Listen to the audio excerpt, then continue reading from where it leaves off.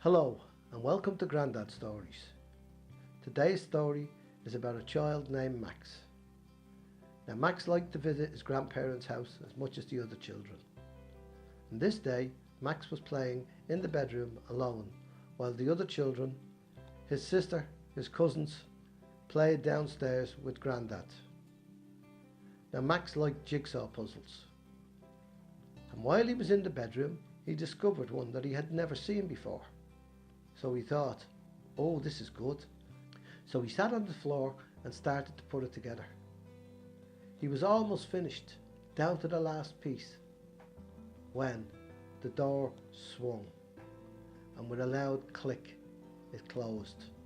He looked up, thinking it was his cousins and his sister, because he heard stories about the weird door, but he didn't really believe them, because, well, why would you believe that in a grandparent's house there was a magic door that led to other worlds?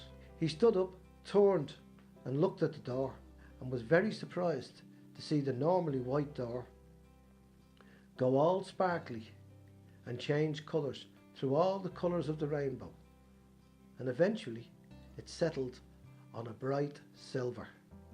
Max was a bit surprised by this and probably a little bit frightened, and he sort of walked backwards, staring at the door, until he hit the bed. And with a bump, he sat down. For a while he just stared at the door, remembering the stories his cousins had told him. So eventually he got up and thought, I wonder what is on the other side. Is this some sort of a trick? So he walked to the door, put his hand on the handle, and the handle was slightly warm, probably unusually warm. He never remembered it being like that before. So he turned the handle slowly and opened the door, and outside was just darkness. He thought, they've turned out the lights in the upstairs hall and closed all the doors so it's dark. So he stepped out.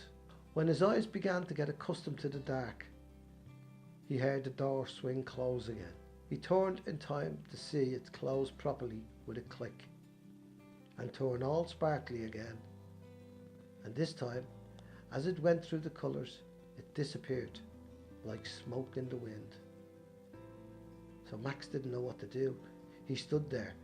His eyes were overpowered by the brightness of the door, so he couldn't see anything at all in the gloom he was standing in.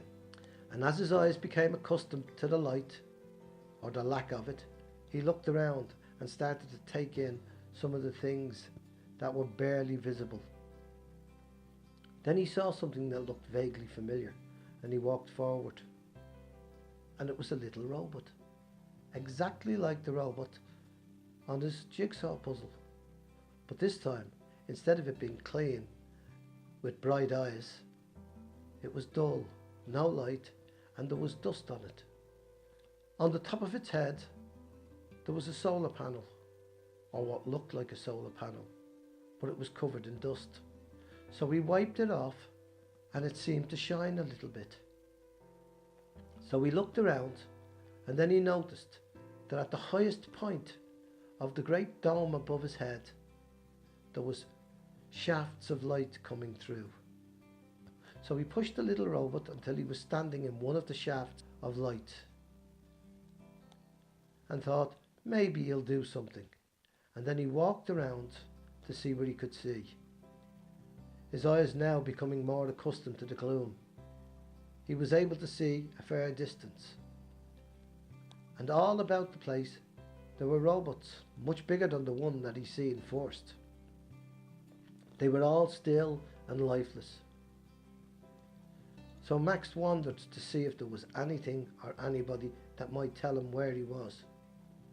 Lying around there were some sheets of metal and other bits and bobs. It looked like somebody may have been working on it some stage. And then, after some time wandering around in the silence, he heard a little beep, beep, beep. So he moved towards it and he realised it was the little robot he'd put into the sun.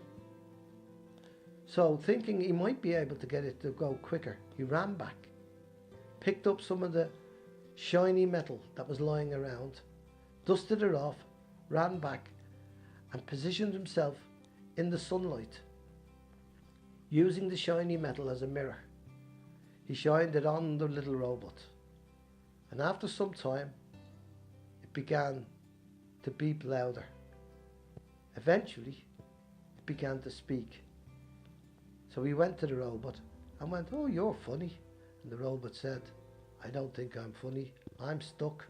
I've got no power for me servos or me motors. We're all stuck. There was a massive storm. We just closed the dome in time to keep all of the dust out. But the storm went on way too long. It covered the dome so no light comes in. And we all ran out of power." So then he told Max where to go and how to get out into the sunlight, and asked him if he could possibly clear some of the dust from the dome. So Max found his way down a corridor. Towards the end it was full, completely full of dust and sand. So he dug his way through for some distance, and eventually he came out into the sunlight. Standing up now, his eyes slightly stinging, like when you come out of a picture house in daytime. He turned, and behind him there was a massive hill, perfectly round, but huge. So he started to climb up the hill. At the bottom, the dust and sand was very deep. He found it very hard to walk up. But as he went up nearer to the top, it got shallower and shallower, and he thought, well, maybe the wind over time has blown some of the dust away from the top. Eventually he found a place where the sand and dust was thinnest, and he started to rub it off and clean till he got to the surface of the great dome, which was clear crystal. He could see all the way down. So he cleaned off as much an area as he possibly could, and he noticed that by sheer luck it was shining on the little robot. He was now standing in bright sunlight. So he climbed down again and went in to see if the robot was doing any better. He climbed back down through the tunnel and out into the great dome, and the robot was beginning to flex its arms and legs, standing up and moving like an old man stretching in the morning, all his joints stiff because the grease in the bearings had all gone hard. But eventually he began to move, and he thanked Max for his help. So he said, "Do you think I could get out through that doorway?" And Max said, "Yes, I think we can. We can make it big enough for you to get out as well." So Max and the robot went down the corridor and back out. They climbed up over the steep dome and cleaned off as much as they could of the sand to make a great big area. But they tried their best to make sure that the shafts of life that were coming down were landing on at least some of the big robots. So after some time, they noticed that the robots below began to move and twitch and stretch. So they came down and they went back along the long corridor, which was now getting clearer. They went in, and the robot introduced Max and told the other bigger robots what he had done. So eventually a load of robots got out, and they worked like Trojans, and they cleaned off as much of the sand as possible until one of them was able to go into the great control room and open the dome. And the dome opened up like a great big shell, splitting right across the center and folding back into the earth. And now the place flooded with sunlight, and Max could see all around. And around the edges there were great big trenches, and in the trenches there were what looked like houses. Small houses, mind you, but houses. And gradually the robots went into the houses and took out, I suppose you might call them their people, and brought them out and stood them in the sunlight.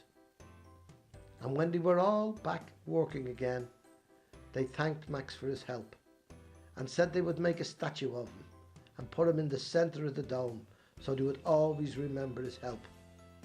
So Max said it was no problem. It was fine. It was like a puzzle. I like puzzles. Then right in the middle, where they said the statue was going to go, a column of smoke appeared.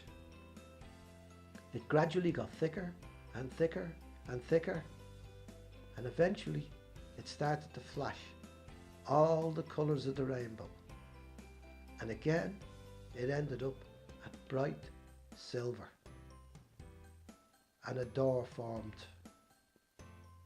And Max walked over, bent down, and picked up a little bolt that he found on the floor, near where he found the shiny metal that helped him in the beginning.